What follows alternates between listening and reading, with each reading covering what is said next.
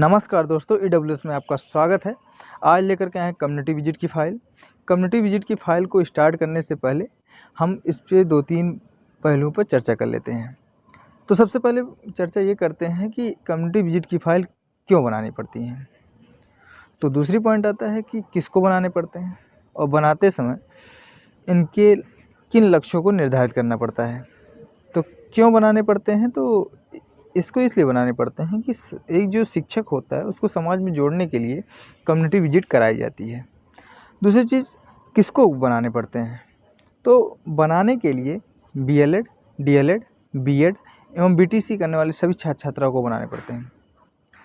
और इनके लक्ष्य क्या होते हैं? इनके लक्ष्य ये होते हैं कि जो हेल्थ एंड एजुकेशन में जो कमियां हैं और उनको अवेयर करते हैं, यानी उनको जागरूक करते हैं।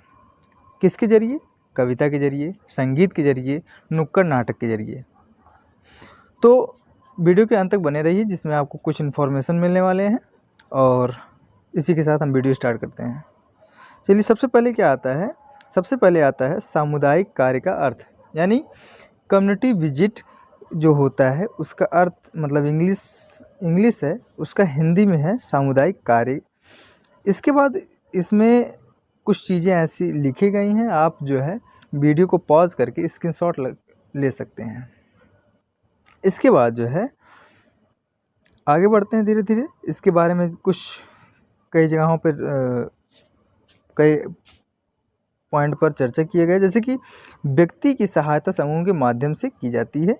इस प्रकार से इसमें सामूहिक चर्चा है, जाहिर सी बात है। सामूहिक चर्चा होने के कारण यहाँ पे हमेशा सामूहिक को ही बल दिया गया है। इस प्रकार हम आगे बढ़ते हैं। दूसरा आता है सामुदायिक कार्य का परिभाषा। सामुदायिक कार्य की परिभाषा में हमेशा एक चीज़ ध्यान दीजिएगा, समूह को केंद्रित करके इस फाइल को बनाया गया है, जिसमें जिन्सबर्ग ने लिखा है अपने अनुसार, और उसके बाद दूसरा आता है हैमिल्टन ने लिखा है।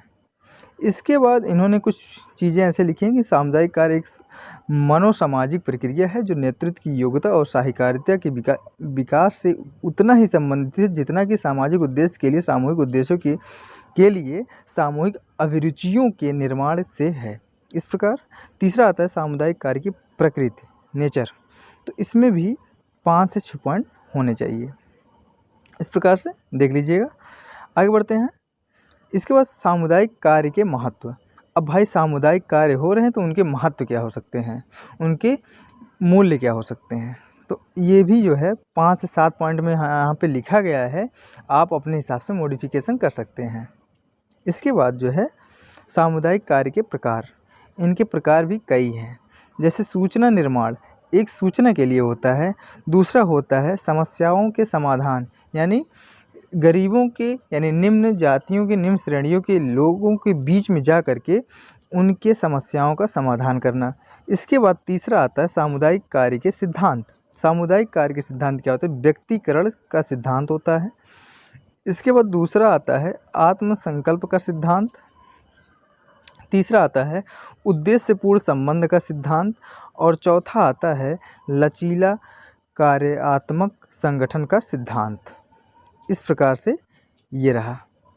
आप यहाँ पे अगर देखेंगे, थोड़ा वीडियो को जल्दी स्क्रॉल किया जा रहा है, तो आप वीडियो को पॉज कर लीजिएगा। तो आइए देखते हैं फिर इसके बाद सामुदायिक कार्य के उद्देश्य क्या हैं।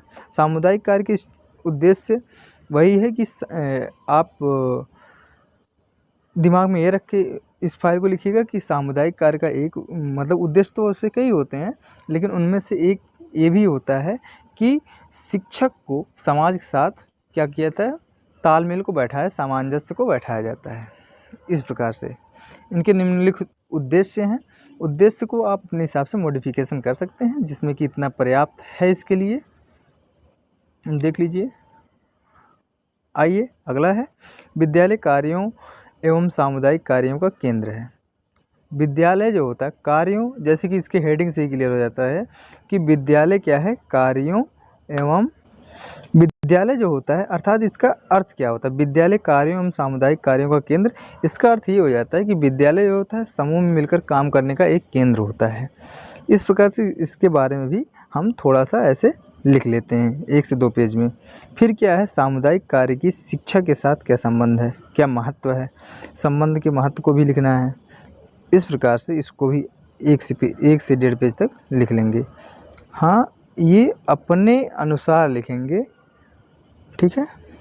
इसके बाद आता है अगला व्यक्तिगत परिणाम। आप वहाँ जा कर के आप पर्सनल आउटकम्स क्या निकल के आते हैं, आप अपने नज़रिए से क्या देख पाते हैं वो लिखेंगे। इसके बाद सामाजिक आउटकम्स, जिसको बोलते हैं सोशल आउटकम्स बोलते हैं, इसमें जो है आप समाज की परिदृश्य में रख करके देखेंगे क्या निकल के आता है, इस प्रकार से। इसके बाद स्टार्ट होता है प्रयोगात्मक पक्ष।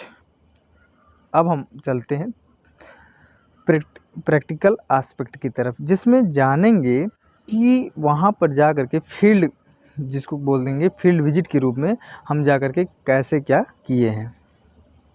पहली चीज़ यहाँ पे लिखना होगा कार्यक्रम का विवरण, यानी जो सामुदायिक कार्यक्रम हुआ है उनके विवरण, जैसे कार्यक्रम का स्थान क्या रखा गया था ये लिखना होगा।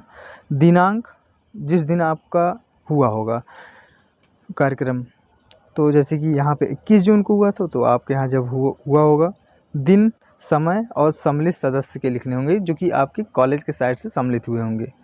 इसके बाद वहाँ जाने के बाद आप सबसे पहले उनके आवास एवं निवास को देखेंगे। इसके बाद उनके बारे में लिखने के बाद अध्यापक द्वारा कार्यक्रम, जो छात्र अध्यापक हैं उनके द्वारा कार्यक्रम का समापन किस प्रकार से किया जाता है, इसके अंदर ये लिख लेंगे। इसके बाद आगे चलते हैं। एक चीज़ है, आप वहाँ जब पहुँचेंगे तो सबसे पहली चीज़ वहाँ पे देखेंगे कि क्या कि यहाँ पे स्वच्छता की कमी है। जैसे कि देख रहे हैं ये स्वच्छता की कमी है।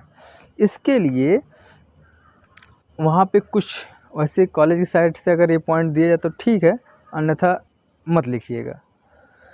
तो यहाँ स्वच्छता और स्वास्थ्य को लेकर के थोड़ा सा इस पर डिस्कस हुआ है, जिसमें बताया गया है कि इनको स्वच्छता और स्वास्थ्य के बारे में भी थोड़ा सा जागरूक किया जाए। ये रहा, उनके अर्थ को लिखा गया है, और अर्थ के बाद स्वास्थ्य के अर्थ को लिखा गया है, उनके बारे में लिखा गया है। स्वच्छता की जो परिभाषा है WHO के द्वारा जो दिया गया है उसको लिखा गया है। इसके बाद जो है स्वास्थ्य की परिभाषा है जो महर्षि चरक के अनुसार लिखा गया है और WHO के द्वारा भी बताया गया है, वेबस्टर के अनुसार बोला गया है।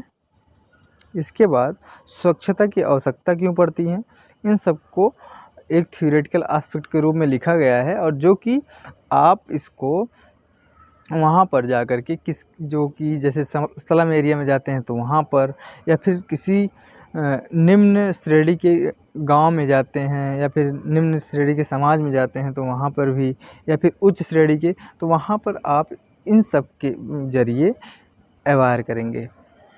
इसके बाद क्या है, स्वास्थ्य की आवश्यकता, उनके महत्व को लिखेंगे। इस प्रकार से लिखने के बाद ये यहाँ पे समाप्त होता है। फिर जो है शैक्षिक निहितार्थ।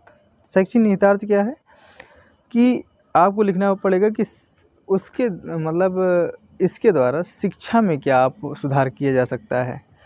तो ये जो है, जैसे कि यहाँ पे थोड़ा सा लिखा गया है, सामाजिक सेवा कार्य के माध्यम से मिले अनुभव और सेवा का भाव एक अच्छे व्यक्तित्व को जन्म देता है जो एक शिक्षक बनाने में सहायता करता है। समाज सेवा की भावना के विकास में भी सहायक है। अध्यापक विद्यार्थी में अंतःक्रिया में सहायक ज्ञान का विकास है। अपने आसपास का वातावरण को भी समझने में सहायक होता सामुदायिक कार्यक्रम। ये जो सामुदायिक कार्यक्रम हुआ है, अतः इस प्रकार सामुदायिक कार्यक्रम एक संवेदना के रूप में शिक्षक के लिए निकल कर आता है। निष्कर्ष लिखेंगे। निष्कर्ष जैसे लिखेंगे कि सामुदायिक जुड़ाव एक लक्ष्य की पहचान की आवश्यकता पर विचार करता है और व्यक्ति सामुदायिक कार्यों के द्वारा अपने आसपास के भौतिक वातावरण को अच्छे से समझकर उसके साथ सामंजस्य स्थापित कर सकेगा और सामाजिक और सामुदायिक भावना को भी समझ सकता है।